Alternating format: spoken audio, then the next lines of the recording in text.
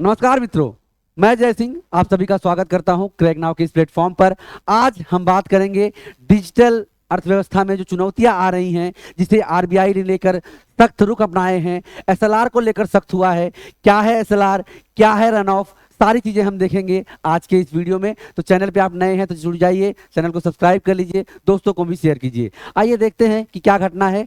तो financial sector में एक नई उथल पुथल की लहर उठी है, जिसमें आरबीआई ने एक महत्वपूर्ण फैसला लिया है। बीते महीनों आरबीआई ने फैसला लिया कि डिजिटल बैंकिंग के तेजी से बढ़ते प्रभाव को ध्यान में रखते हुए जो डिजिटल चुनौतियां हैं उसको कैसे निपटा जाए। क्योंकि हम देखते हैं चुनौतियां क्या क्या हैं। तो बैंकिंग सेक्टर में तेजी से डिजिटल परिवर्तन के साथ बैंकों का अचानक से पैसों का लेन देन काफ़ी ज़्यादा होता है, काफ़ी अमाउंट में पैसों का लेन देन होता है। मांग से निपटने के लिए कुछ नई रणनीति की आवश्यकता महसूस हुई है, जिस पे आरबीआई विचार कर रहा था। तो रिजर्व बैंक ने बैंकों के लिए डिजिटल रिटेल डिपॉजिट पर 5% अतिरिक्त रन ऑफ फैक्टर का प्रस्ताव दिया। अब ये रन ऑफ फैक्टर क्या है, इसे हम डिटेल से देखेंगे।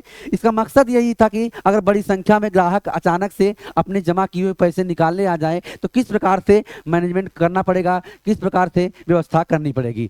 तो रन ऑफ फैक्टर की बात हम करें तो जहां अचानक भारी संख्या में ग्राहक पैसे निकालने बैंक पहुंच जाते हैं, जिससे बैंकों को कैश संबंधी समस्या का सामना करना पड़ता है। इस जोखिम को कम करने के लिए आरबीआई ने बैंकों को डिजिटल डिपॉजिट के लिए अधिक नकदी रखने का एक बफर जोन जो है बफर रखने का एक निर्देश दिया था।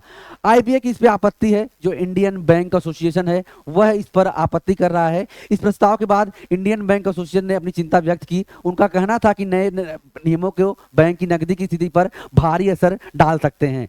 बैंकों को अधिक नकदी बफर के रूप में रखना पड़ सकता है, जिससे उनकी लिक्विडिटी जो है उस पर दबाव पड़ेगा और साथ ही साथ रन ऑफ फैक्टर को 2 से 3% तक कम करने की मांग आईबीए द्वारा की गई थी। तो जहां पर एक पक्ष कह रहा है कि इसे बढ़ाया जाना चाहिए, दूसरा पक्ष कह जा रहा है कि नहीं, इसे कम किया जाना चाहिए। तो आरबीआई का निर्णय इस पे आया है कि राइटर्स की एक स्पेशल रिपोर्ट में बताया गया कि रिजर्व बैंक ने बैंकों की मांग को मानने से इनकार कर दिया है। सूत्रों के अनुसार आरबीआई ने 5% की सीमा को बरकरार रखने का निर्णय लिया है।